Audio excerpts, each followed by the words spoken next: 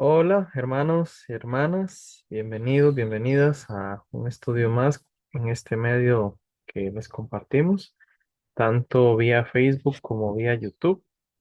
Esperando se encuentre muy bien, esperando pues tener una vez más un buen ánimo para estudiar juntos y pues siempre muy agradecido con su compañía, con su dedicación a este estudio, a compartir conmigo de esas enseñanzas que pues tan fundamentales son para nuestro crecimiento espiritual.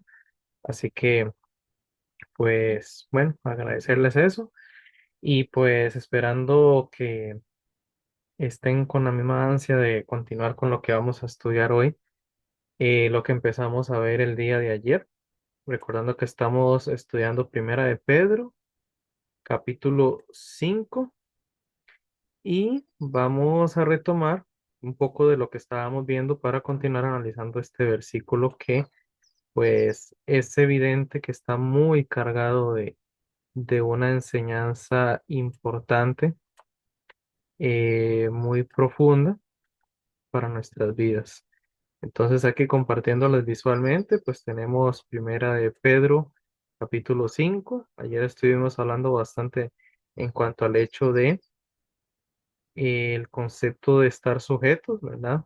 Lo analizamos bastante en detalle, lo que implica la sujeción, el someterse mutuamente. Y también estuvimos hablando, pues, en cuanto al hecho de que Pedro hace un llamado a los jóvenes para que se sujeten a los ancianos, pero es un principio que aplica para todos los miembros de la iglesia, porque ese sujetarnos, someternos mutuamente, pues es para todos los miembros, como hicimos el análisis con Efesios 5:21 en adelante. Em, Vamos a continuar entonces. Antes de continuar en sí con el versículo, hay algunas ideas del comentario que me gustaría comentar, ampliar, valga la redundancia, sobre lo que estábamos hablando el día de ayer.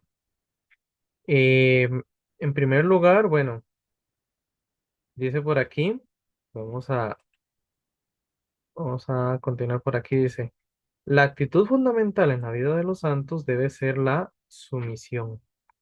Un tema relativamente conocido ya, no solo en esta carta, sino pues en el Nuevo Testamento.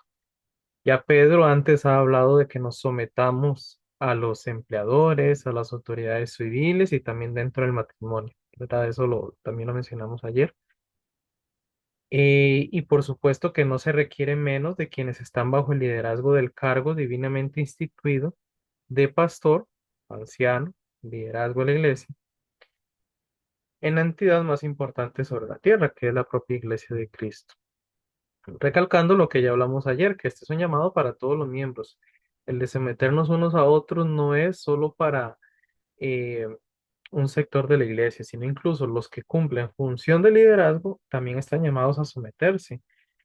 Recordando, por ejemplo, lo que dice Pablo ahí en Filipenses 2, de que al final de cuentas nosotros hemos de tener el mismo sentir que tuvo Jesús, en el hecho de que él, teniendo total potestad y autoridad, se humilló hasta lo más bajo, nos consideró superiores, no en el sentido de que nosotros fuéramos más importantes que él, sino en el sentido de que consideró nuestra condición y consideró lo que podía hacer por nosotros sin que eso lo hiciera menos a él. Ese es el principio del servicio, ¿verdad? El servicio que Jesús dice que es muy diferente a lo que enfatiza el mundo, porque el mundo enfatiza pues a los que gobiernan, a los que se imponen, a los que dominan. Pero Jesús dice, no, el que quiera ser mayor entre ustedes, ¿qué le dice a sus discípulos? Debe ser su servidor. O sea, es otra forma de expresar el de someterse a los demás, sujetarse a otros, como una forma de amor y de servicio. Si el liderazgo y el resto de la congregación practican esto, pues entonces la dinámica congregacional va a tener, va a funcionar, va a prosperar. Em, Luego, por ejemplo, también menciona, dice que cuando hablamos de sujeción, parte de lo que ya analizamos, es un término militar el que analizamos, que era alinearse bajo rango.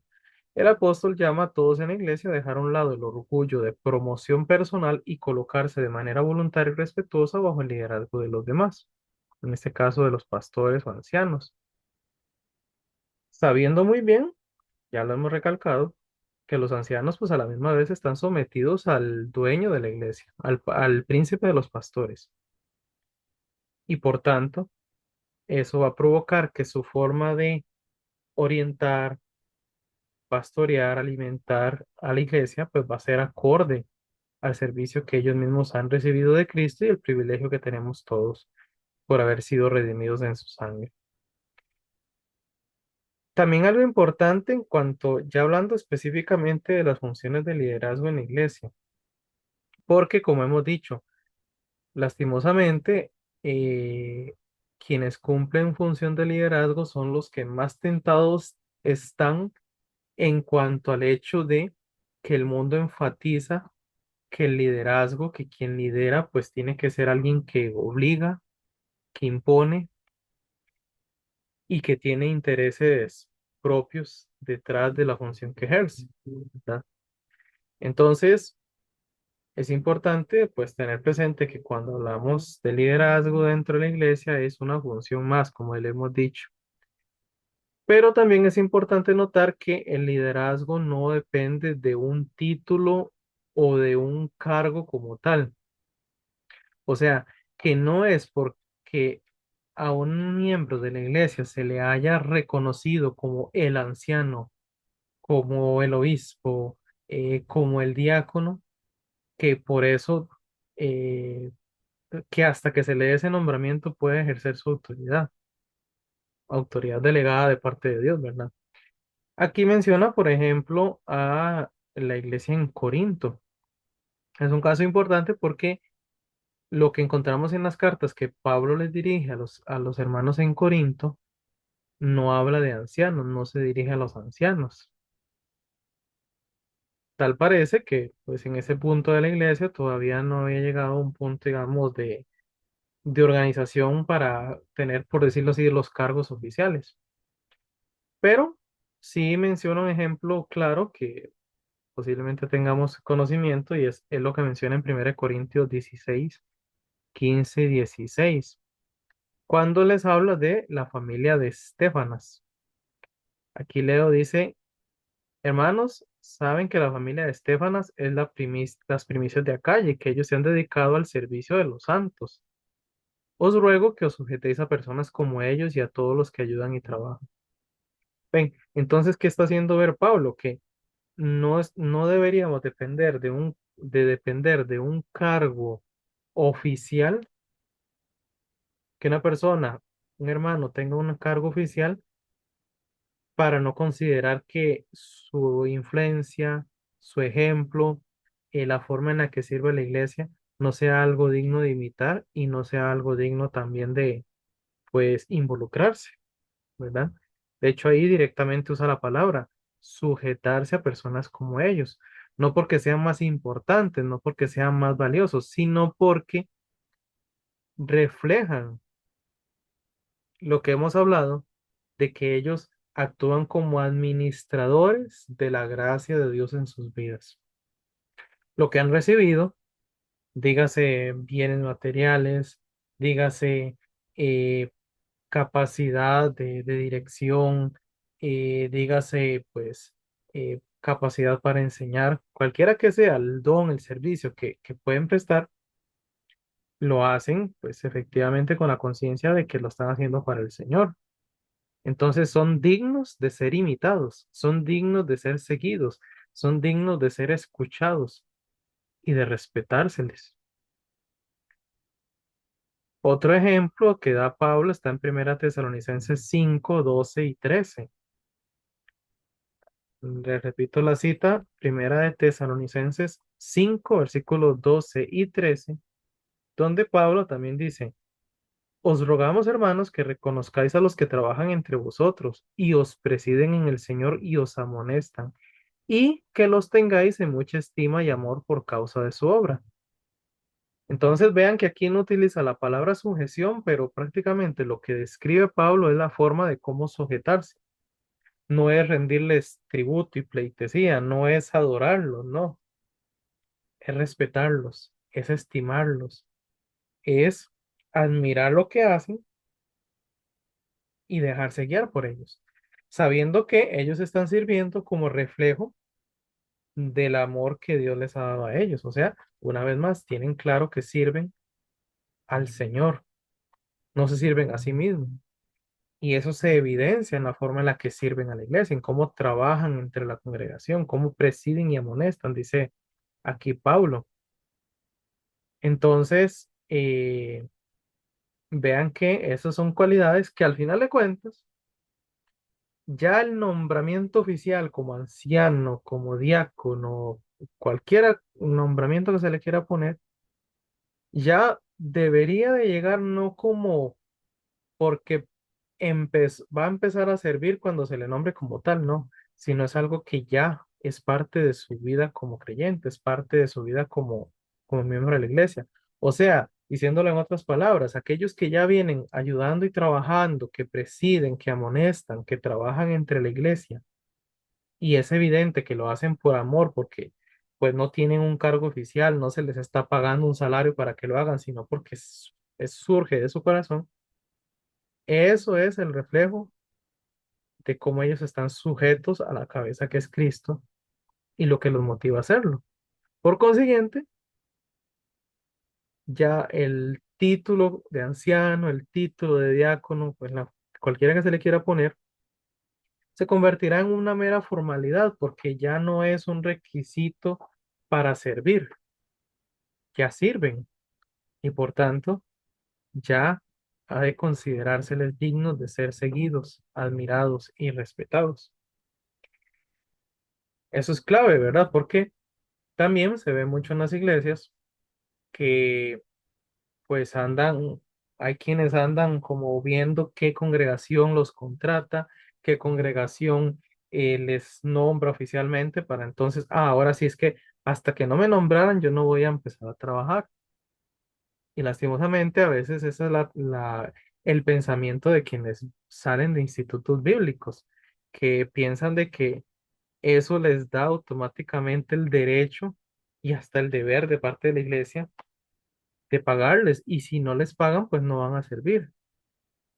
Pero bíblicamente no vemos ese proceso. Vemos que más bien a quienes se les reconoce, se les empieza a dar un reconocimiento, sea un nombramiento oficial, un salario, etcétera, es porque ya vienen demostrando que son servidores, que sirven al Señor, que no sirven para la ganancia propia, sino que sirven para el Señor.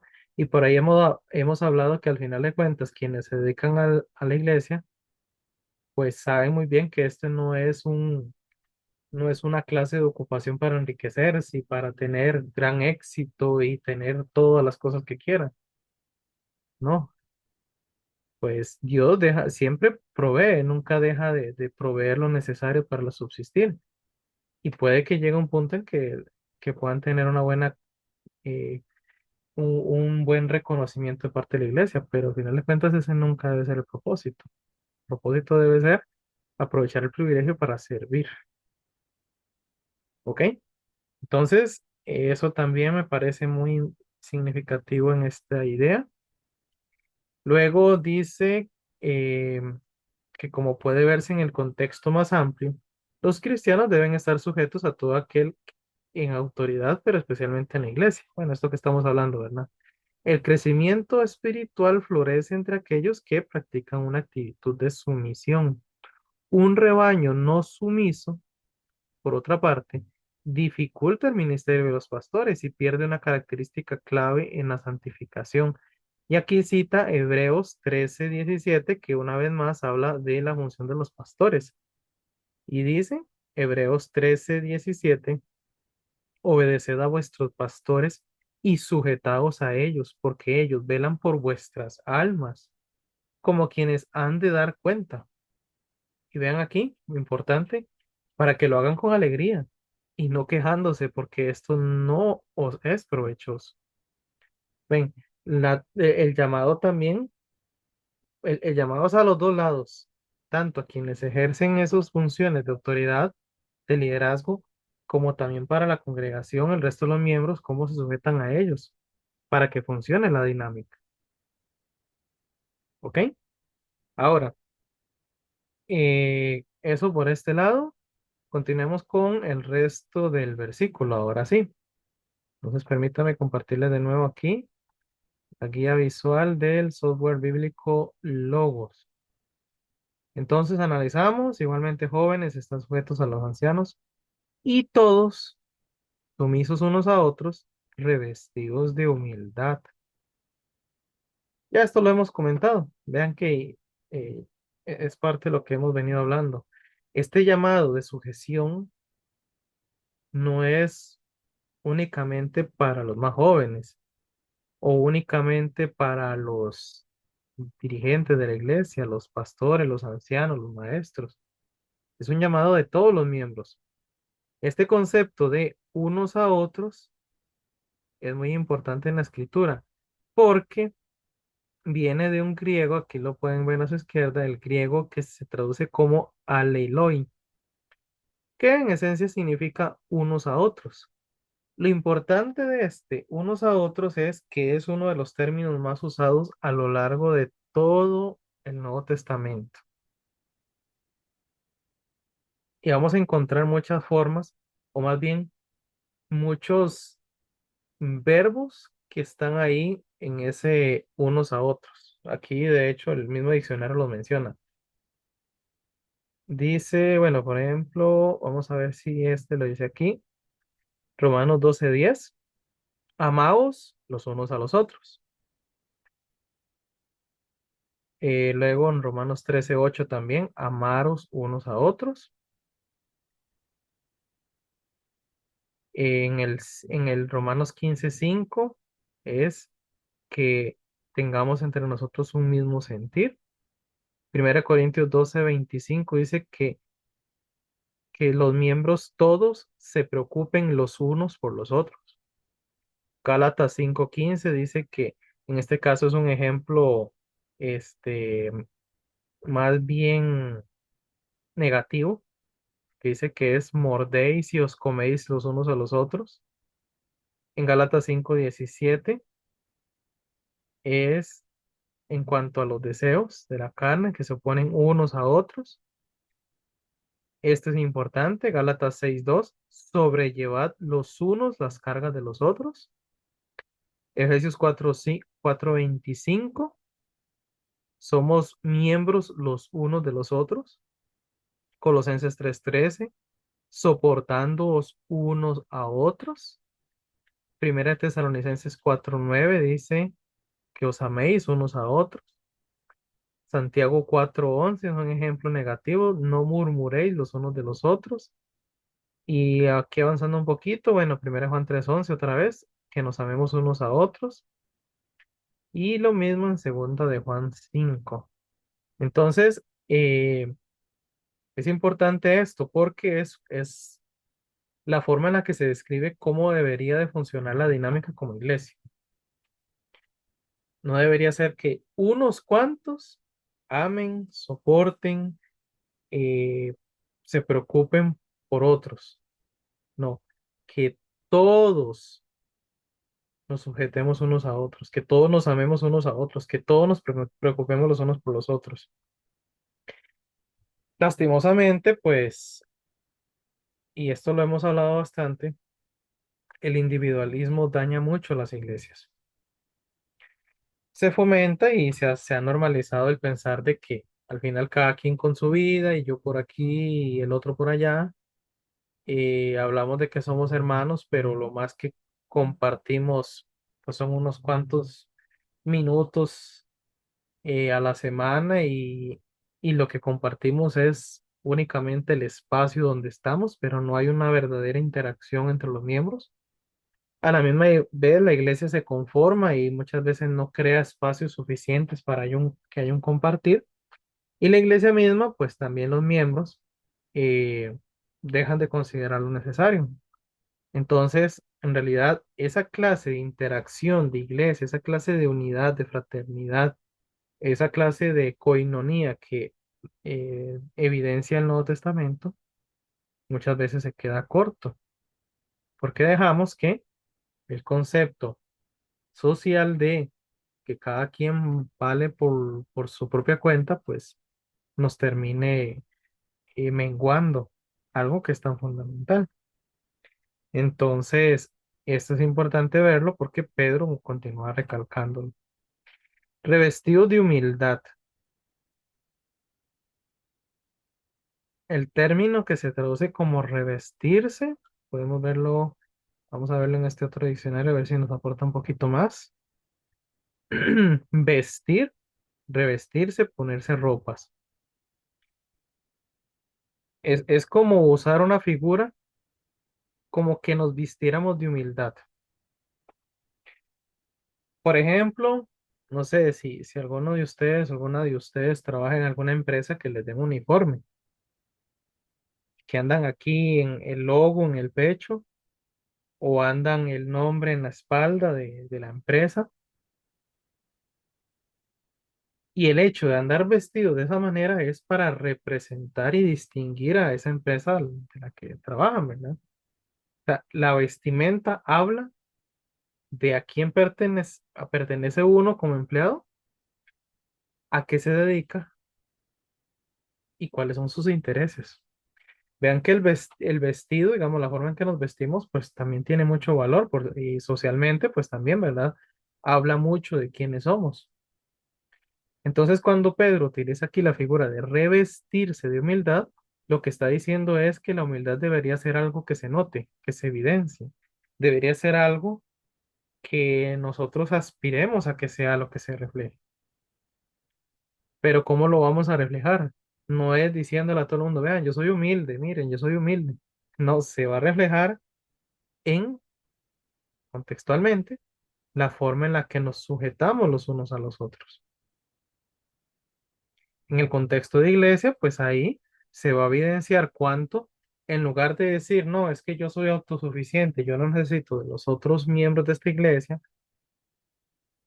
más bien se va a reflejar en cómo los buscamos, los priorizamos y nos interesamos en servir a los demás, a la misma vez que permitirle a ellos servirnos a nosotros de la forma que sea, por medio del don que tengan.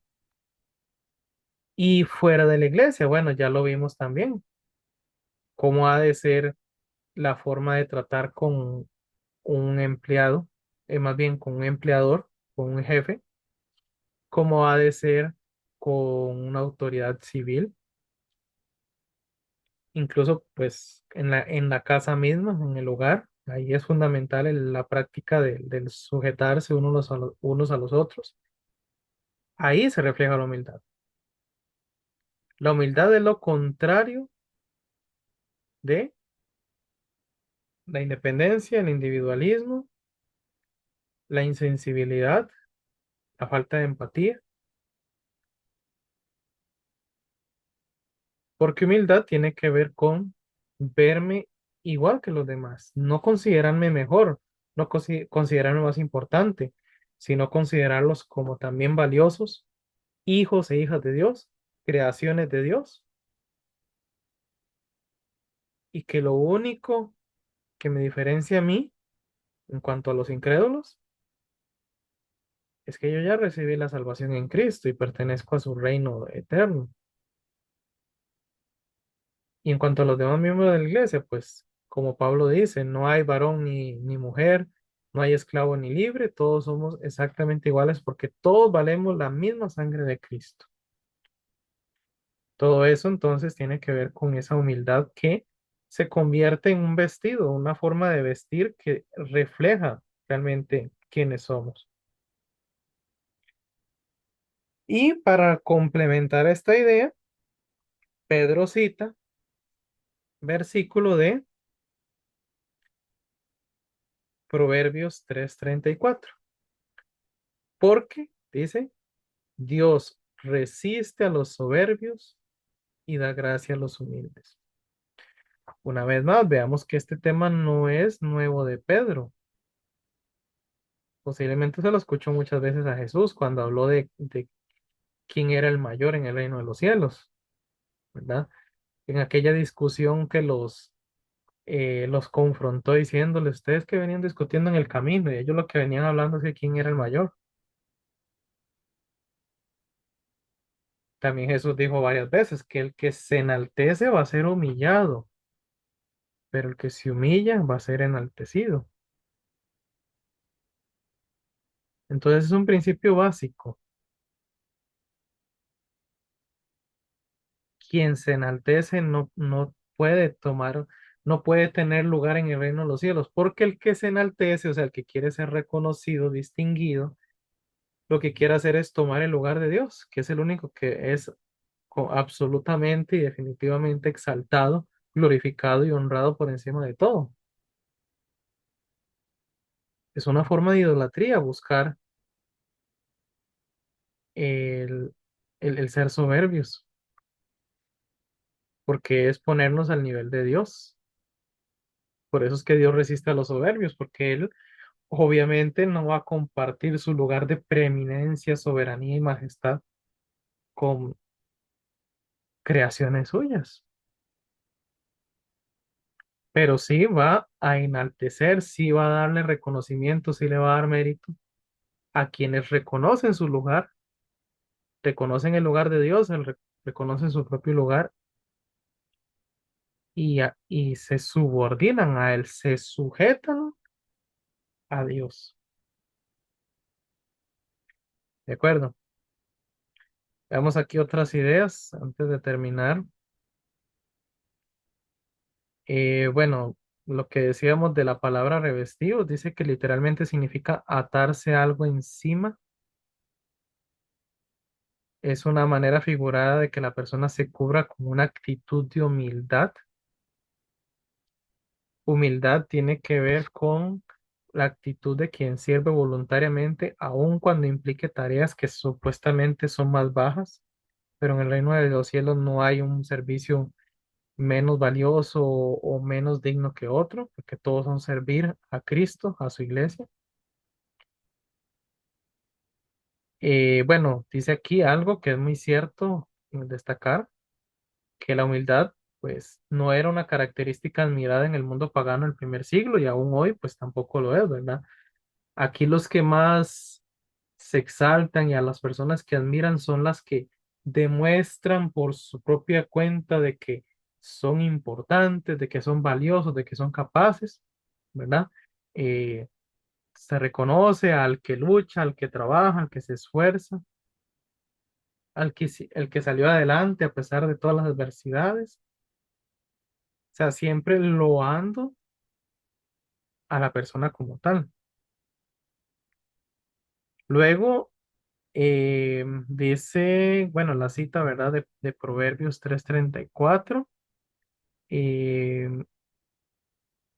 el hecho de que el Señor resista a los soberbios es la mayor motivación para que los santos adopten una actitud de humildad, porque el orgullo pone a alguien contra Dios y viceversa. Por otra parte, Dios bendice y da gracia a los humildes, de acuerdo como dice Isaías 57:15. Así dijo el alto y sublime, el que habita la eternidad y cuyo nombre es el Santo.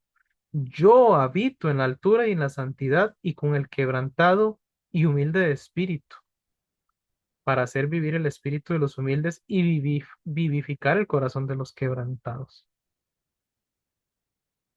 Entonces, igual veamos que desde el Antiguo Testamento, o sea, Dios siempre exalta a quienes se someten a Él, no para humillarlos en el sentido de hacerlos sentir poca cosa, más bien al contrario, los hace sentir valiosos por lo que Él, la forma en la que Él los aprecia, la forma en la que Él los reconoce, no porque buscan ser reconocidos por sí mismos, sino porque Dios es el que los reconoce. Bueno, vamos a dejarlo por aquí. Tengamos presente este concepto de la humillación porque el versículo que sigue, pues también va a continuar con esta misma idea, que es humillarnos bajo Dios. Dice el versículo 6 bajo la poderosa mano de Dios. Entonces vamos a seguir con esta misma idea en el siguiente versículo, pero eso lo veremos la próxima ocasión. Por el momento vamos a orar. Señor, gracias te damos porque una vez más, por medio de tu palabra, pues nos haces ver que lo mejor que podemos hacer es aceptar tu soberanía, tu majestad, tu gloria, tu superioridad sobre nosotros. Nosotros no podemos pretender usurpar tu lugar, no podemos. Sencillamente eso es una autodestrucción de nuestras vidas. Gracias porque tú eres Señor y Dios. Ayúdanos a tenerlo muy presente siempre para descansar plenamente en ti. Gracias por tu palabra, tu enseñanza y te oramos a través de Cristo Jesús. Amén. Nos vemos la próxima. Una vez más les agradezco y pues ahí estamos en contacto. Cualquier cosa que quieran conversar, pues ahí estamos. Bendiciones.